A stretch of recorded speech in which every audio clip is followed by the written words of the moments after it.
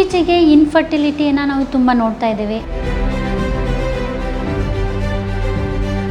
ಕೆಲವೊಬ್ಬರಲ್ಲಿ endometriosis, ಅಡಿನೋಮಯೋಸಿಸ್ ಅಂತ ಹೇಳ್ತೀವಿ, ಈ ಥರ ಇಶ್ಯೂಸ್ಗಳಲ್ಲೂ ಆಗುತ್ತೆ. ವಿತೌಟ್ IVF IUI ಇಲ್ದಲೆ ಆಯುರ್ವೇದದಲ್ಲಿ ಬಂಜೆತನದಿಂದ ನೀವು ಹೊರಗೆ ಬರ್ಬೋದು.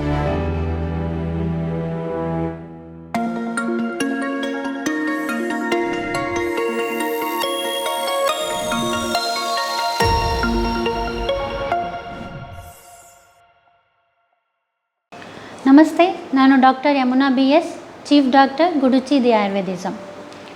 ಇತ್ತೀಚೆಗೆ ಇನ್ಫರ್ಟಿಲಿಟಿಯನ್ನು ನಾವು ತುಂಬ ನೋಡ್ತಾ ಇದ್ದೀವಿ. ಅದು ಮೇನ್ಲಿ ನಮ್ಮ ಜೀವನ ಶೈಲಿ ವ್ಯತ್ಯಾಸ ಆಗಿರೋದ್ರಿಂದ ಇತ್ತೀಚೆಗೆ ಇನ್ಫರ್ಟಿಲಿಟಿ ಕೇಸ್ಗಳು ಜಾಸ್ತಿ ಆಗ್ತಾಯಿದೆ.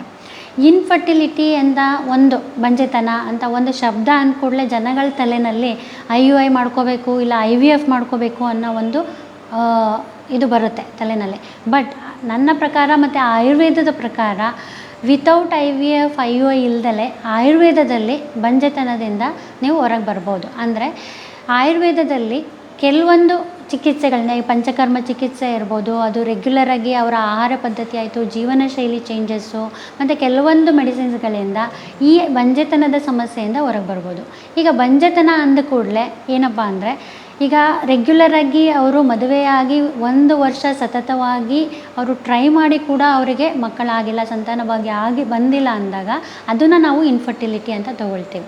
ಈಗ ಇನ್ಫರ್ಟಿಲಿಟಿ ಅಂತ ಬಂದಾಗ ಫೀಮೇಲಲ್ಲಿ ಯಾವೆಲ್ಲ ಕಾರಣಕ್ಕೆ ಇನ್ಫರ್ಟಿಲಿಟಿ ಆಗುತ್ತೆ ಅಂದರೆ, ಒಂದು PCODಯಿಂದ ಆಗ್ಬೋದು, ಇಲ್ಲ ಅವರು ತೂಕ ಜಾಸ್ತಿ ಒಬೇಸಿಟಿಯಿಂದ ಇಶ್ಯೂಸಿಂದ ಆಗ್ಬೋದು.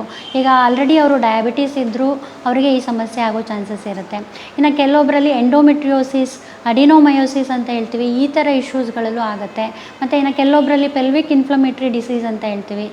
ಮತ್ತು ಕೆಲವೊಬ್ಬರಿಗೆ ಟ್ಯೂಬಲ್ ಬ್ಲಾಕೇಜಸ್ ಇರುತ್ತೆ, ಫೆಲೋಪಿಯನ್ ಟ್ಯೂಬ್ ಬ್ಲಾಕ್ ಆಗಿರುತ್ತೆ. ಈ ಥರ ಎಲ್ಲ ಸಮಸ್ಯೆಗಳಿಂದನೂ ಫೀಮೇಲಲ್ಲಿ ಇನ್ಫರ್ಟಿಲಿಟಿ ಆಗೋ ಚಾನ್ಸಸ್ ಇರುತ್ತೆ. ಇನ್ನು ಆಲ್ರೆಡಿ ಕೆಲವೊಂದು ಮೆಡಿಸಿನ್ಸ್ ತೊಗೋತಾ ಇರ್ತಾರೆ. ಈಗ ಫಾರ್ ಎಕ್ಸಾಂಪಲ್ ಸೋರಿಯಾಸಿಸ್ ಇರ್ಬೋದು, ಇನ್ನು ಅದರ್ ಅಲರ್ಜಿಕ್ ಇಶ್ಯೂಸಿಂದ ಮೆಡಿಸಿನ್ಸ್ನ ತೊಗೋತಾ ಇರ್ತಾರೆ. ಈ ಮೆಡಿಕೇಷನ್ಸ್ಗಳಿಂದನೂ ಕೂಡ ಇನ್ಫರ್ಟಿಲಿಟಿ ಆಗೋ ಚಾನ್ಸಸ್ ಇರುತ್ತೆ.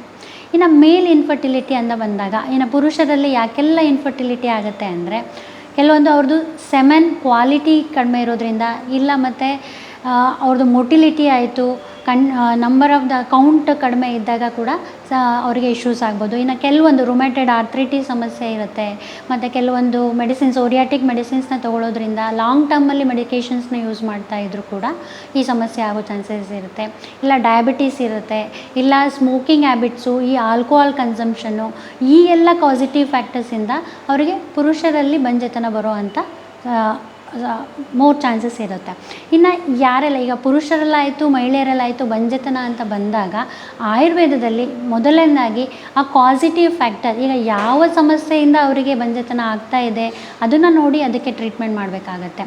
ಈಗ ಅವರಿಗೆ ಆಲ್ರೆಡಿ PCOD ಸಮಸ್ಯೆ ಇದೆ, ಅವರು ತುಂಬ ಒಬೇಸ್ ಇದ್ದಾರೆ ಅಂದಾಗ ಅವರು ಅಲ್ಲಿ ಅವರ ಸೈಕಲ್ಲು ರೆಗ್ಯುಲರೈಸ್ ಆಗಬೇಕು. ಮತ್ತು ಅವರ ತೂಕ ಕಡಿಮೆ ಆದಾಗ ಅವರು ಡೆಫಿನೆಟ್ಲಿ ಅವರು ನ್ಯಾಚುರಲ್ಲಾಗಿ ಕನ್ಸೀವ್ ಆಗಲಿಕ್ಕೆ ಹೆಲ್ಪ್ ಆಗುತ್ತೆ.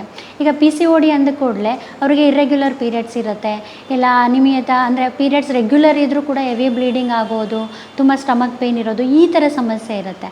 ಈ ಥರ ಸಮಸ್ಯೆಗಳಲ್ಲಿ ನಮ್ಮಲ್ಲಿ ಕೆಲವೊಂದು ಆಯುರ್ವೇದ ಪ್ರಕಾರ ಔಷಧಿಗಳು, ಅದರ ಜೊತೆಗೆ ಪಂಚಕರ್ಮ ಚಿಕಿತ್ಸೆ, ಈಗ ವಮನ ಆಯಿತು, ವಿರೇಚನ ಆಯಿತು, ಬಸ್ತಿ ಆಯಿತು ಮಾಡಿದಾಗ ಈ PCOD ಸಮಸ್ಯೆಯಿಂದ ಅವರು ಹೊರಗೆ ಬರ್ಬೋದು. ಅದರಿಂದ ಅವರು ನ್ಯಾಚುರಲ್ಲಾಗಿ ಕನ್ಸೀವ್ ಆಗಲಿಕ್ಕೆ ಹೆಲ್ಪ್ ಆಗುತ್ತೆ.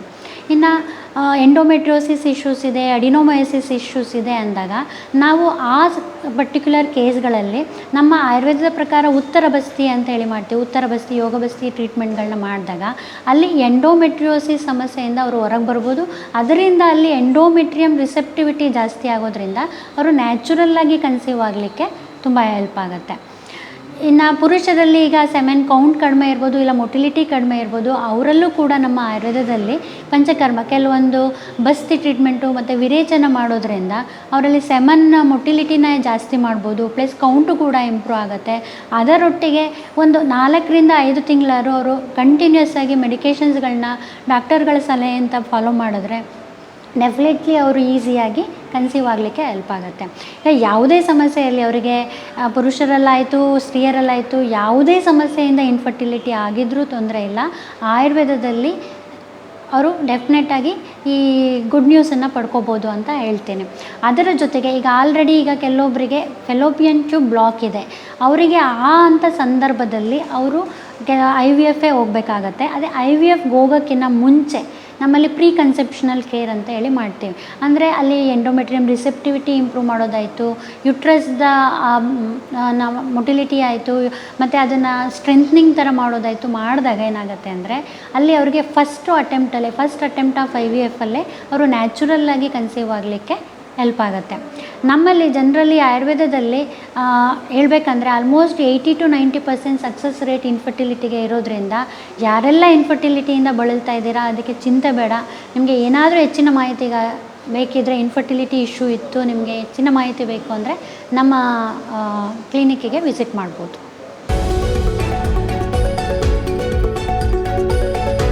ಪ್ರತಿ ಕ್ಷಣದ ಸುದ್ದಿಗಳಿಗಾಗಿ ವಿಸ್ತಾರ ನ್ಯೂಸ್ ಆಪ್ ಡೌನ್ಲೋಡ್ ಮಾಡಿ. ವಿಸ್ತಾರ ನ್ಯೂಸ್, ನಿಖರ ಜನಪರ.